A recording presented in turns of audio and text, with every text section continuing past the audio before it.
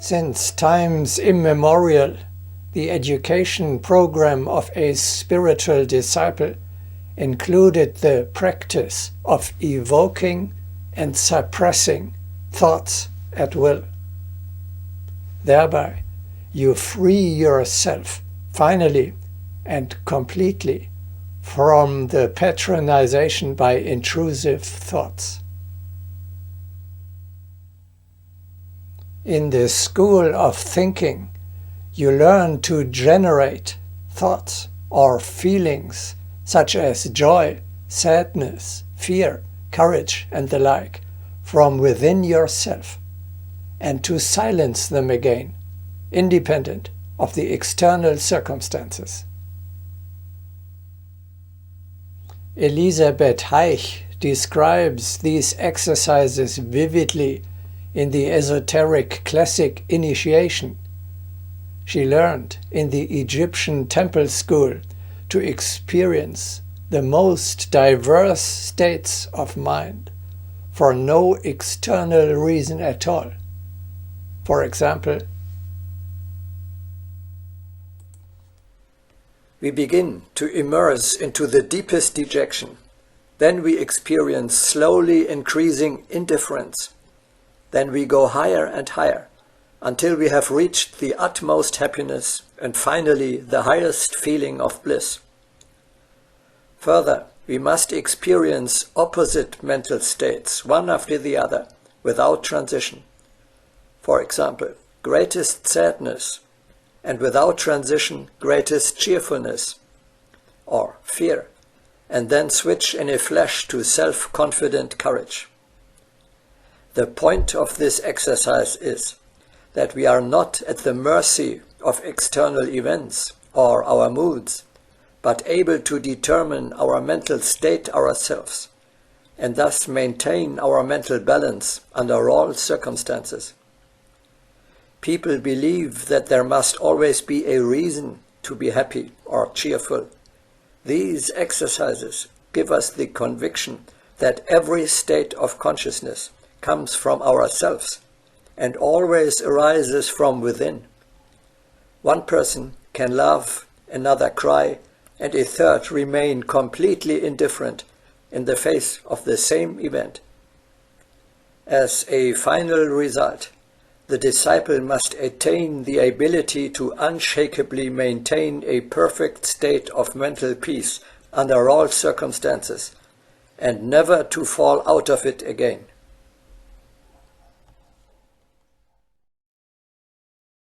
This practice shows how relative and insignificant our thoughts are. They are triggered in ever new forms by the constantly changing outward conditions of life. You can and must learn to live in your own thought world in all circumstances.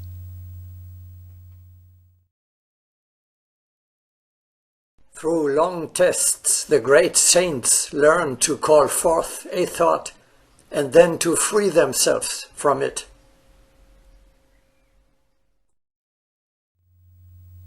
Likewise, you can learn to direct your thoughts in such a way that you do not see or hear something unwanted, even though it catches your eyes or rings in your ears.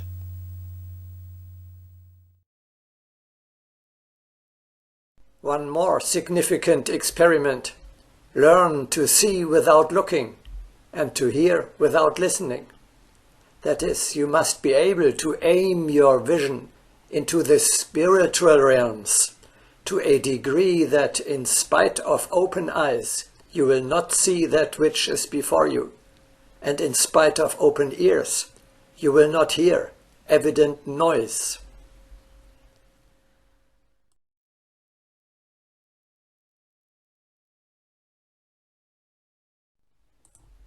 By a quite ordinary command of the heart, one can force oneself not to hear or see. In that way, a person can learn to pass by the very horrors of the lower spheres.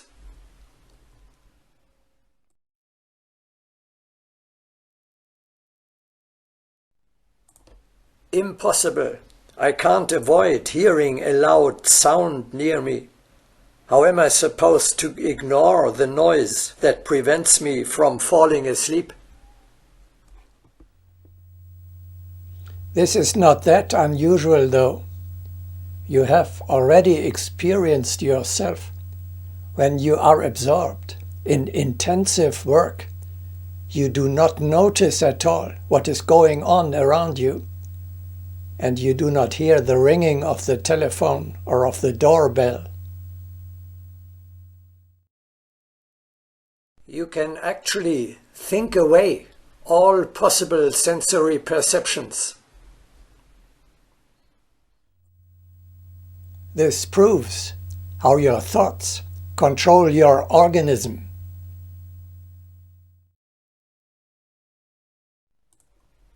Under the influence of thought, it is possible not to hear even nearby music.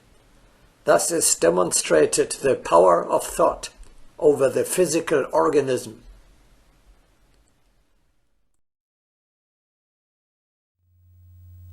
It is something else, and even more difficult, not to think about a certain subject at all. For example, if you are afraid of spiders, when going to the cellar, you have to practice not thinking about spiders at that very moment. Otherwise, you will attract them or see spiders in every corner, which someone else who does not have this particular fear and whose mind is somewhere else will not even notice. Or when you are lying awake for a long time and fear that you might not be able to fall asleep at all, you must learn not to think about the desire to fall asleep. Otherwise, sleep will certainly not come. The solution can only be to think of something else.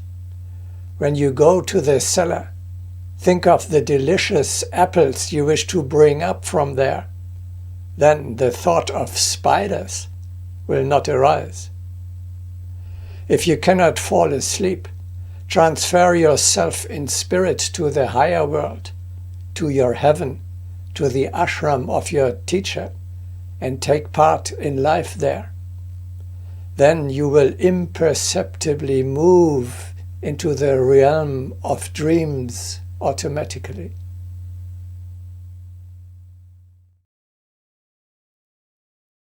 It is still more difficult to command oneself not to think. The ability to control thinking depends upon continual exercise. Each day, one can force oneself not to think of some definite thing. But one should beware of self-delusion, lest the command not to think contain a thought within itself. To completely suspend a thought and a preconception is already a great mental discipline.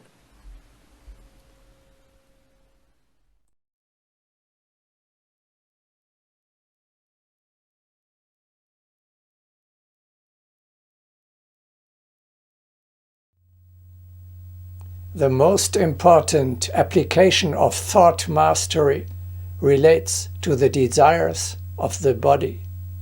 They ultimately are created by the thoughts and feelings, by the images and fancies in your mind. If you want to get rid of them, you have to expel them from there.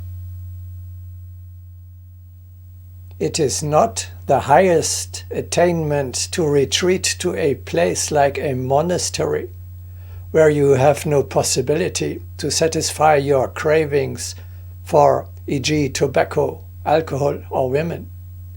External measures, such as a simple life, have almost no value if your thoughts continue to pursue desires.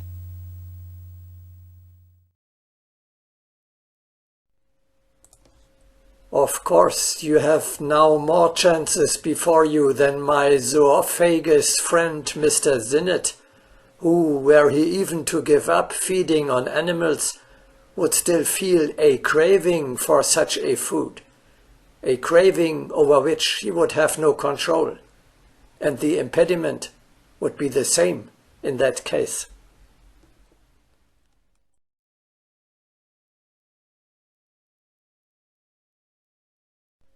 The decisive and only valuable achievement is inner liberation.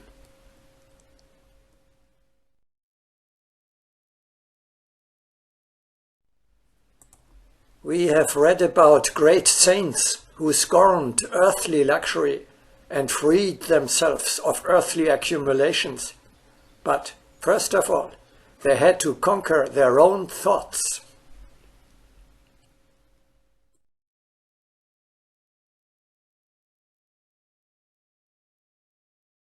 Abstinence is more difficult in thought than in action.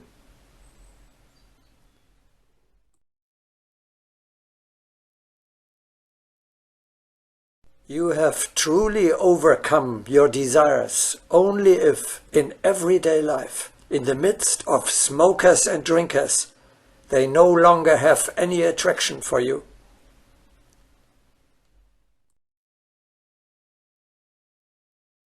One cannot judge the character of an anchorite or an ascetic unless one knows the level and quality of that person's thought.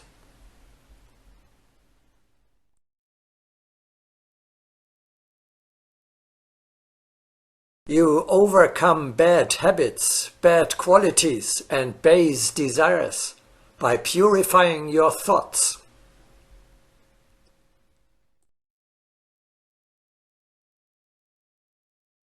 Renunciation is a cleansing of thought.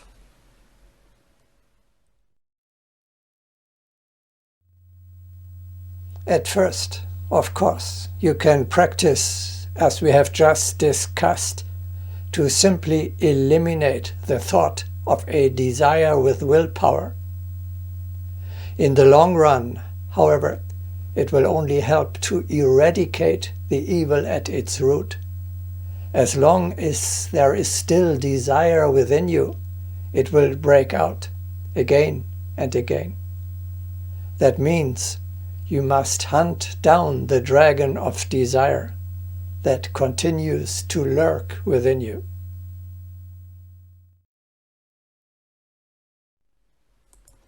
By an effort of the will, man can reject a thought. But this does not mean that he can free his consciousness from the roots of that thought. One may assume that his thinking has changed, but the smallest reminder will prove that the viper continues to live in the depths, ready to reawaken. One can observe the fleeting circumstances that may revive a thought that was assumed to have been driven away long ago.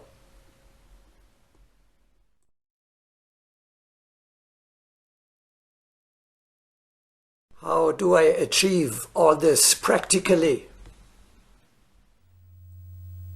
Ask yourself, which of the two aspects of your being is expressing the desire? Your transient personality or your eternal individuality? The animal or the divine within you? Your spiritual or your physical self? When your body desires something your soul does not want, you must relentlessly assert the primacy of the spirit. If you reliably do this, again and again, as soon as a desire arises, it will disappear completely over time. This is how you starve the dragon within you.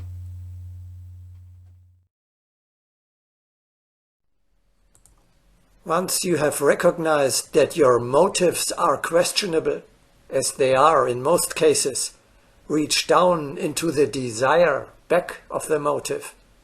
And if that desire be selfish, crude, or ill-formed, speak to it with all the concentrated willpower at your command, and say, I do not desire this thing, though my mind or body may desire it.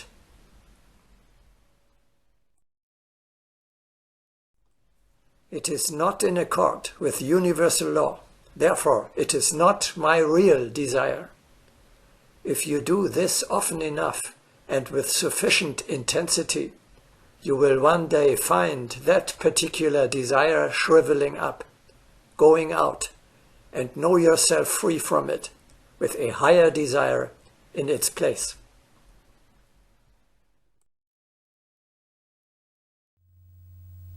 This does not mean that you no longer have wishes. They just cease to enslave you.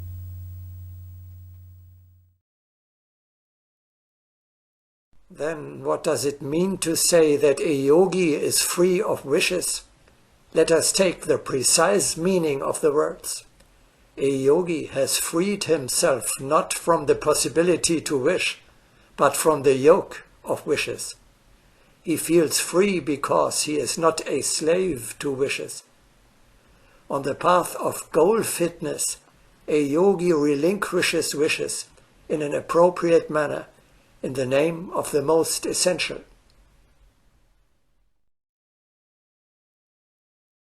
Pay attention to those who stand at the Wailing Wall. What arrested their way? The most minute, almost indistinguishable wish burdened them and obscured their vision. How monotonous has their world become. Their wishes, like parasites, sucked out their energy. Wish can be worms and chains or sparks and wings. The liberated one soars in realization. The one enslaved wails in despair.